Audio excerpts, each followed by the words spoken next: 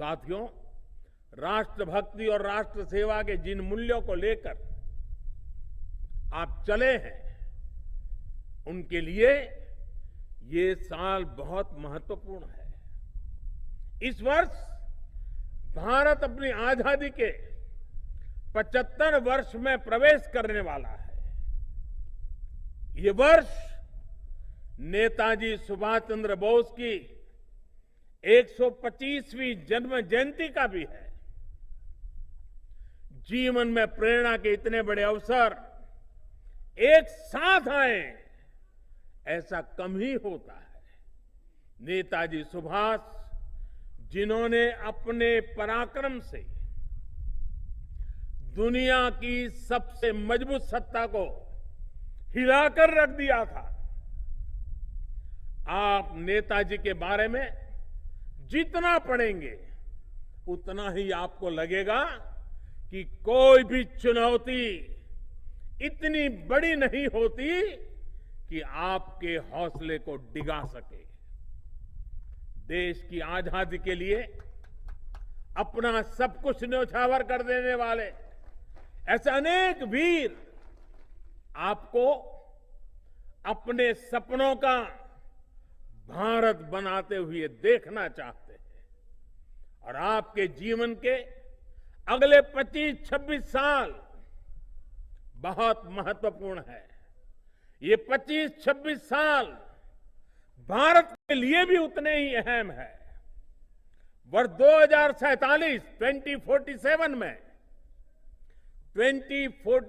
में जब देश अपनी स्वतंत्रता के 100 वर्ष पूरे करेगा, तब आपके आज के प्रयास भारत की इस यात्रा को मजबूती देंगे। यानी ये वर्ष एक कैडेट के रूप में और नागरिक के रूप में भी नए संकल्प लेने का वर्ष है। देश के लिए संकल्प लेने का वर्ष है। देश के लिए नए सपने लेकर के चल पड़ने का वर्ष है। बीते साल बड़े बड़े संकटों का जिस सामूहिक शक्ति से एक राष्ट्र, एक मन से हमने सामना किया, उसी भावना को हमें और सशक्त करना है।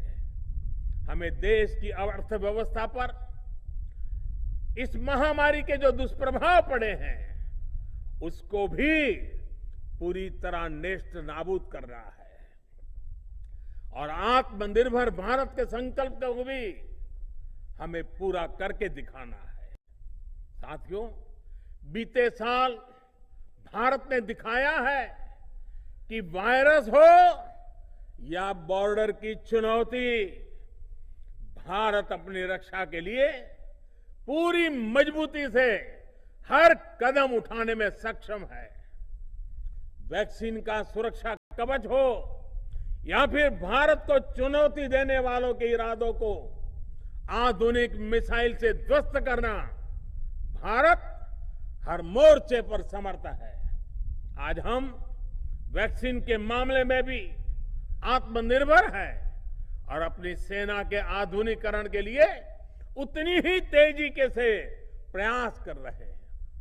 भारत की सभी सेनाएं सर्वश्रेष्ठ हो, इसके लिए हर कदम उठाए जा रहे हैं।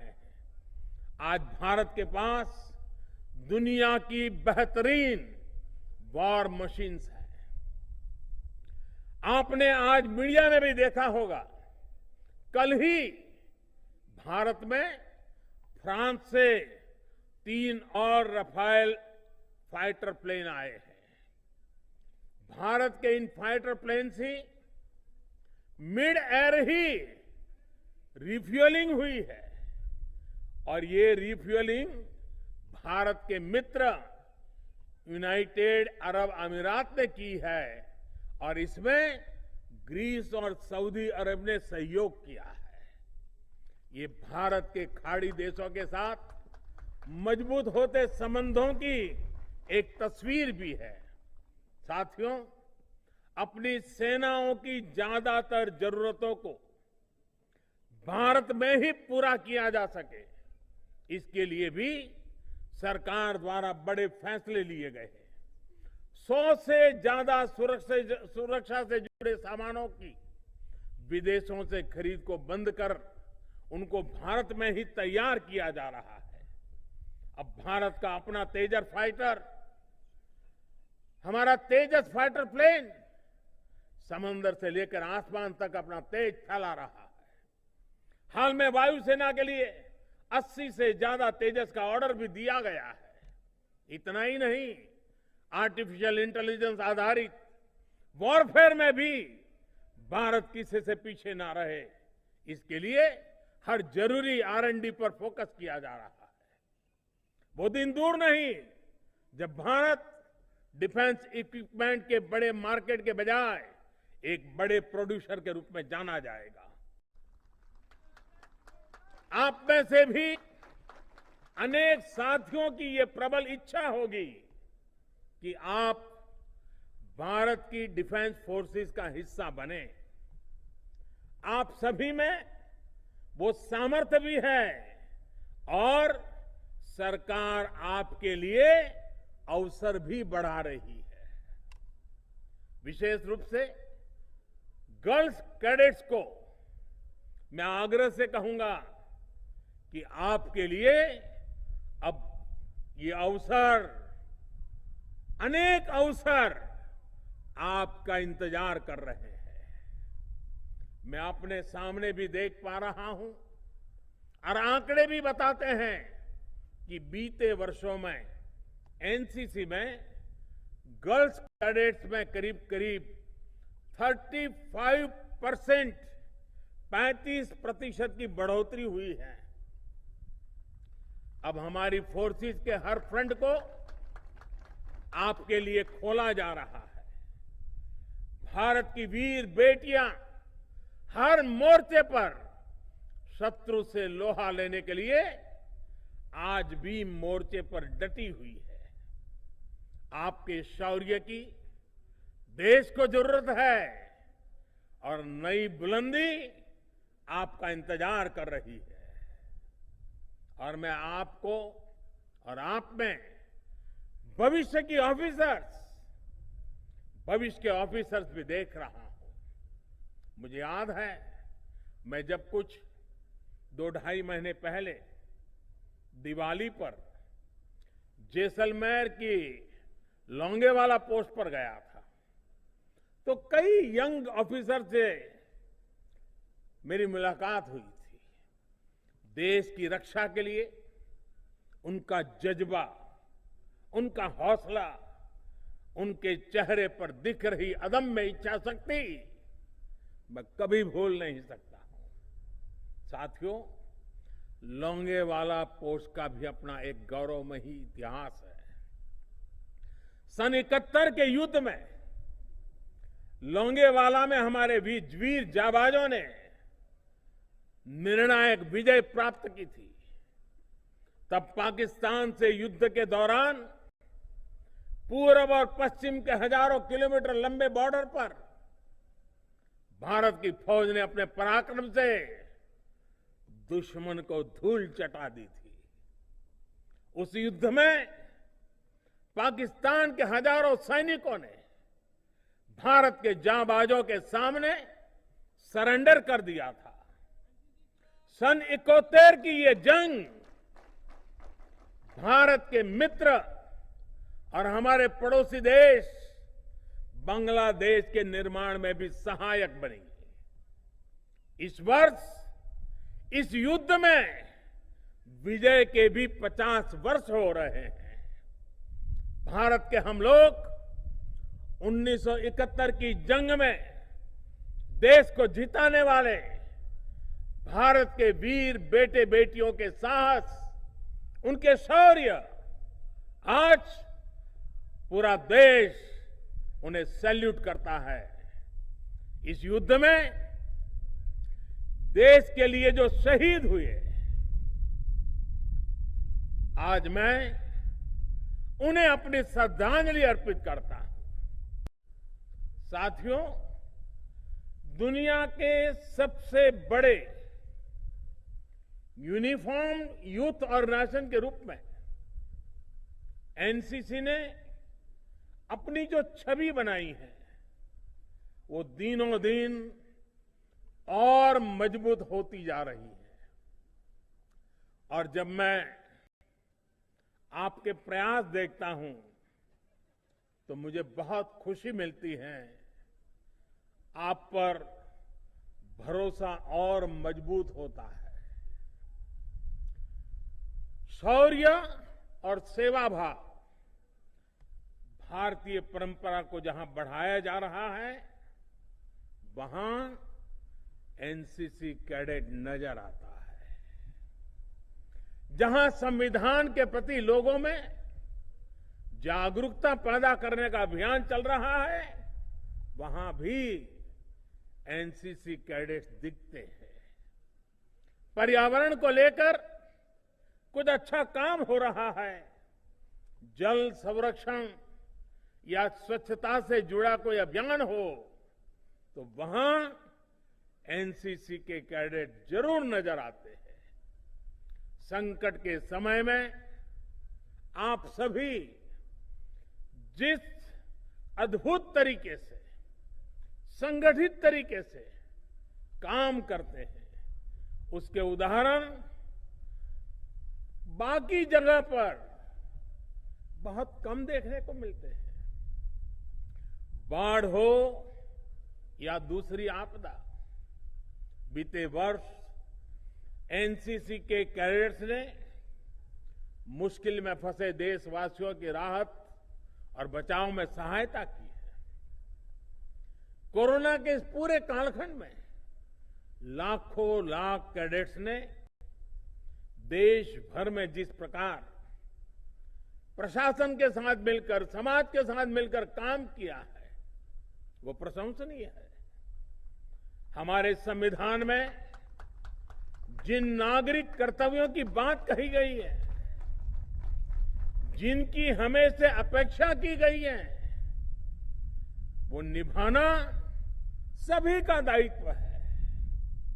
हम सभी इसके साक्षी हैं कि जब सिविल सोसाइटी, स्थानीय नागरिक अपने कर्तव्यों पर बल देते हैं तब बड़ी से बड़ी चुनौतियों को भी हल किया जा सकता है।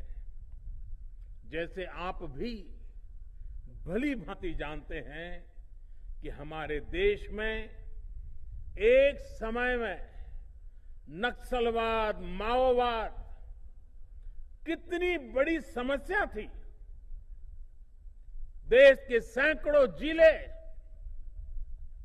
इससे प्रभावित थे, लेकिन स्थानीय नागरिकों का कर्तव्य भाव और हमारे सुरक्षा बलों का शौर्य साथ आया तो नक्सलवाद की कमर टूटनी शुरू हो गई।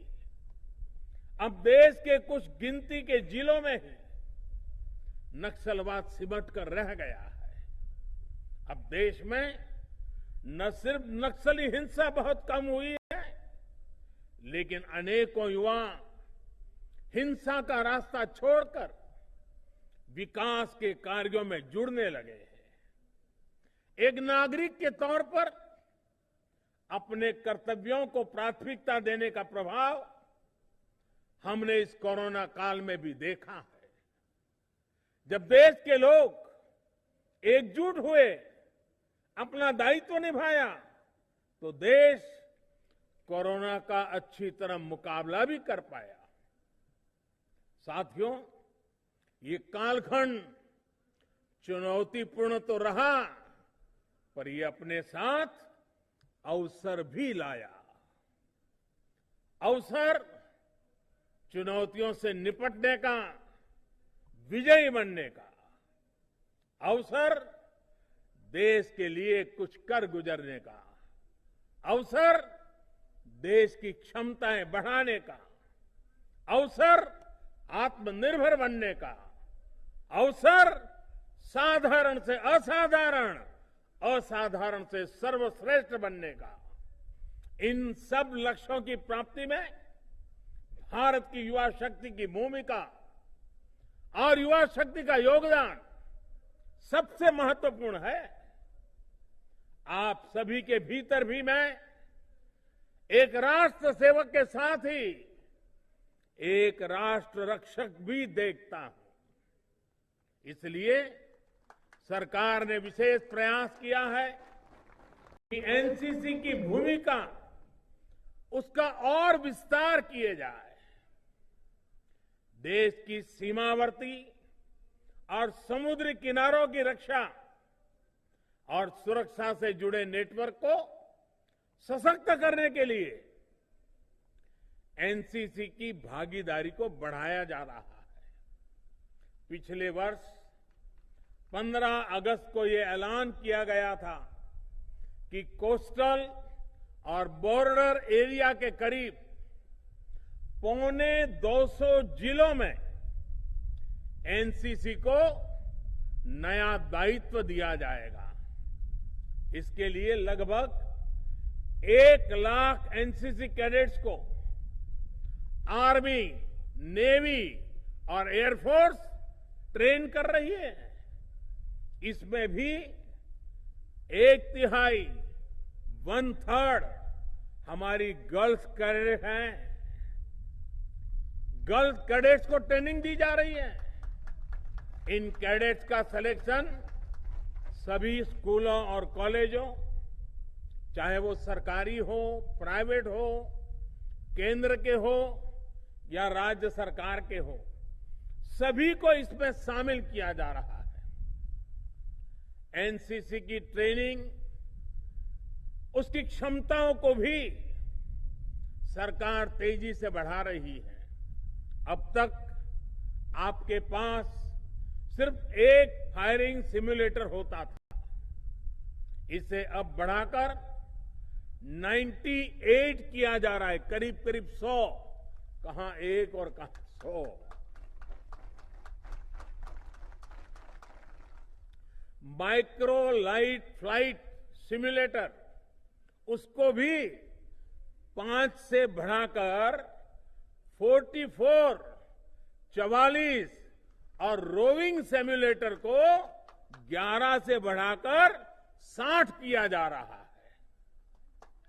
ये आधुनिक सिम्युलेटर एनसीसी ट्रेनिंग की क्वालिटी को और सुधारने में मदद करेंगे।